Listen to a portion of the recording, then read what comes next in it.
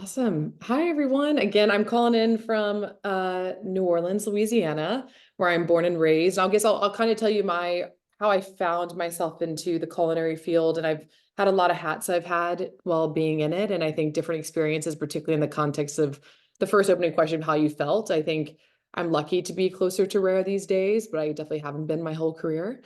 Um, but my Yeah, so I'm born and raised in New Orleans. In school, I was actually looking at going into medicine. So actually specifically, I wanted to be a pediatric oncologist. And I always loved just how the body works and all that jazz. And I found myself early on in I guess even when I was in high school, kind of cooking on my own. I started a catering company when I was in college and called Sweetology, which if you can tell about my science background and my interest in pastry, that was the full blend of the name. But then I found myself really, when I was going to thinking about going to medical school or going into consulting, there's part of me that always felt like I can't do that. I really want to be in food. And so I told myself I would give it a try for a year. And here we still are, 15 years later. But I really love food and beverage, and I started cooking down here in New Orleans, and pastry, as mentioned, doing kind of like at a commissary kitchen, so doing a lot more entremets and chocolate. I was a chocolatier, lead chocolatier for a while, macaroon maker. I love the science and the chemistry of it. It just gave me an immense amount of joy. And then I decided to make the leap over to plated desserts and went to a place called August here in New Orleans. And that was like a really kind of trial by fire. I had a really hard time there, to be honest. And but it was a really big learning lesson to me about what kind of environment I wanted to be in, what kind of cook I wanted to be, and what I was willing to tolerate. And then I ended up really at that point making a decision to move to New York City. I staged at Le Bernardin, caught the New York bug, and was like, I got to get there. And so I was really lucky. There's a pastry chef there at the time, Michael Lasconis. I don't know if he's on anyone of y'all's radar, out of New York City, but he was Eric Ripert's pastry chef for a very long time. I think well over a decade or more. And but he had this kind of chemistry mind, and I realized what the future of food could really look like for me. So it was great. I had worked, didn't know anything, kind of sat in silence for a couple days, and then started asking him about like if you have these spherifications, are the membranes semi-permeable? And he was like, what did you study? And then all of a sudden the whole world unlocked for me for the week. When I left, you're working, obviously I was working in kind for free just to absorb as much as I could. And he gave me at the time, this was back in 2012, a flash drive of every recipe he's ever written. And that was my parting gift. And I still think about that now, like what a gift to like just literally give over every knowledge and thing you've done for a business for 10 years. So I really commend him. I bring that up just in terms of different work environments. It was a very positive one for me. And then I ended up at that point deciding to step out of the kitchen and go to the business side when I wanted to officially move up to New York. And I joined actually helped manage the floor at Sambar, if you're familiar with that, from Momofuku. So I was on the floor there, never touched a POS system in my life. I think about that now and I'm like, that's bonkers to have given me like the keys to this castle and, as assistant manager, and then having to never know how to put in an order. And then training this people that had been there for years and being like, it didn't know anything about wine or anything like that. So it's just, let's see what you said, Stephen. I'll read that real quick. I know, right? That's an amazing, I mean, that's like to Stephen's point about giving up recipes to people. It's like the biggest gift you can give. It's like your mind on paper. But on the floor, and then there was an opportunity to move up to the corporate office at Momofuku and join the branding team. And so there I was able to kind of learn how marketing worked. And it was really in the advent of Instagram and digital advertisement and digital marketing. So it was a whole new wild west that I got to learn. And was there with the company for about 3 years. And then went to a culinary design company. So I kind of all of a sudden realized there's this entire extension of restaurants where if you distill them down, there's basically 3 component parts, which is operations, product, and design. And for me, I was learning operations. I by no means was proficient. I had learned product, by no means proficient, but I hadn't done anything in design. So I went over into that world just to kind of get a flavor of it. And was at a culinary design company called W&P. And there we built We had our own manufacturer. We're totally vertically integrated. So we had our own design, industrial design team, graphic design team, and did our own manufacturing, distribution, and sales. So all of a sudden I was seeing this whole West Elm, Williams Sonoma world that was such an extension of, if we have these brick and mortars of restaurants, like how does that come into the home cook's life? And there I was head of brand. And so we put out about 300 products to market during my 4 years there.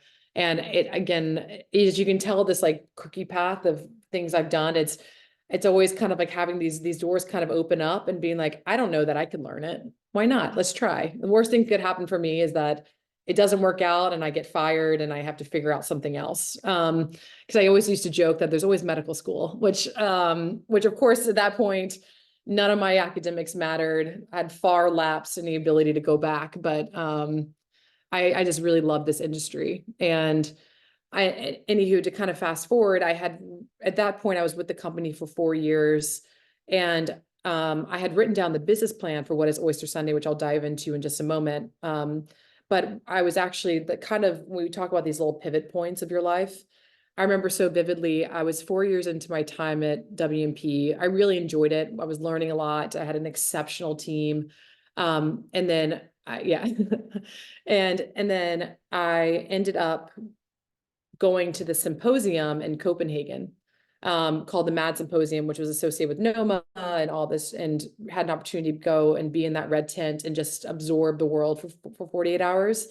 And I left and I put my notice in, because I sat there and was like, I love what I do, but I feel such a draw to like being closer to food and being closer to the kitchen and really finding my way back to restaurants. And so at that point, I put Oyster Sunday into motion. So that is, Oyster Sunday we are a hospitality studio. We're based out of, we're fully remote actually, but we do have anchors in New Orleans and New York, which is where most of my life and culinary and professional experience has been.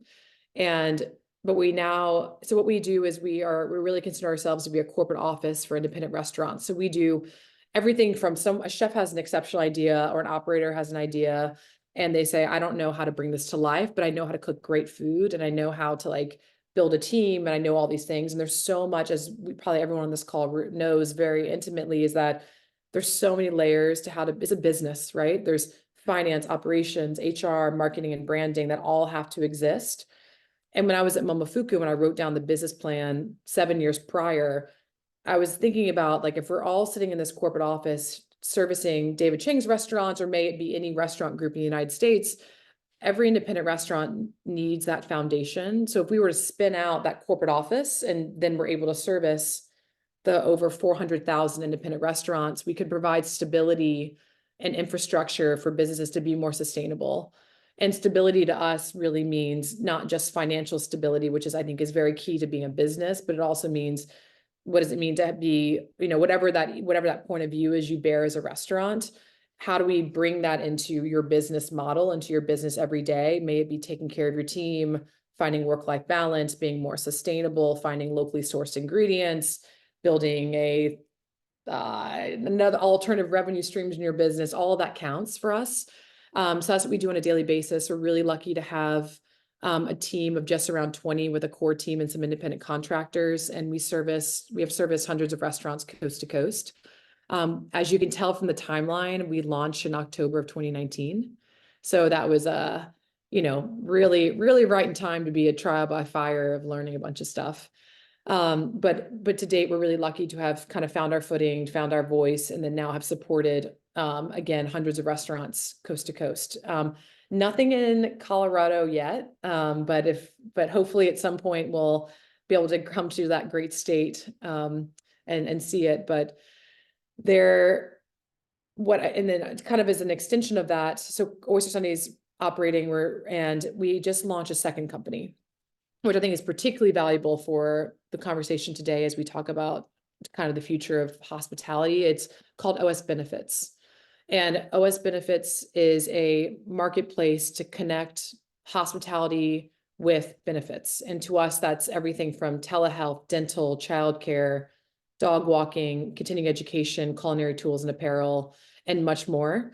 And I bring that up, particularly in this context, is because what we had been hearing since 2019 is this real desire, and having been this medical background, is really seeing this need of knowing it's an Achilles heel in our industry, not being able to take care of one another and not being able to, and I can go into a little bit more logistics of why we think that that is the case. So we went out to say, okay, we can't secure small business healthcare plans for every operator we work with, which would be ideal. But we can do is find some other future, because most of us sit under that state and federal mandated healthcare plan. So we're kind of in this really enormous limbo of finding care that really protects our teams in a meaningful way, but also is affordable to be, as going back to the word, sustainable for the business, that we can sustain the P&L and continue to invest in our people.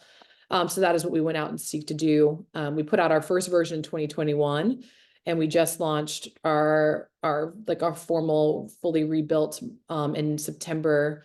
And to date, we have 35 restaurants on it, over 9 states, which accommodates about 1,800 employees and team members.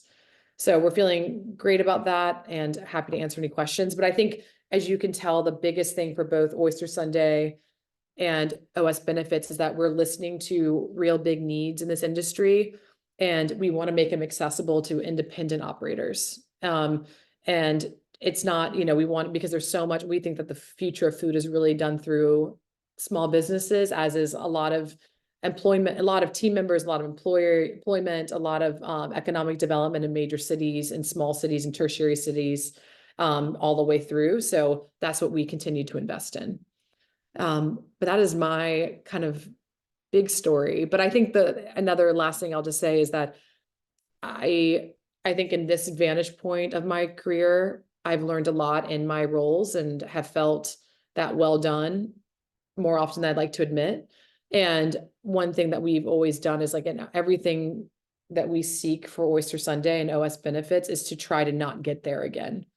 Maybe that through management styles, maybe that be through self-care, making systems, having, accountability, whatever that may be. So I think for the sake of this conversation, that's really important to call out specifically.